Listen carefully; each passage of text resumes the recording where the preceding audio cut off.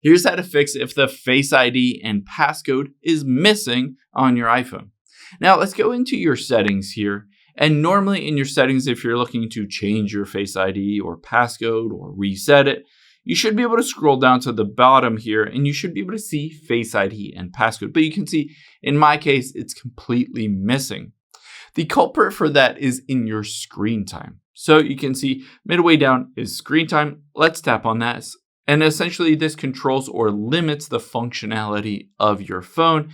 You can see here midway down is content and privacy restrictions. Let's choose that.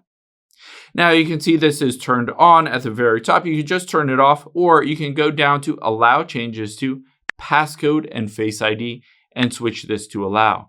Now, if you have a screen time passcode set up, you might need to enter it in now to be able to change that. And you can also just go back and turn off content and privacy restrictions.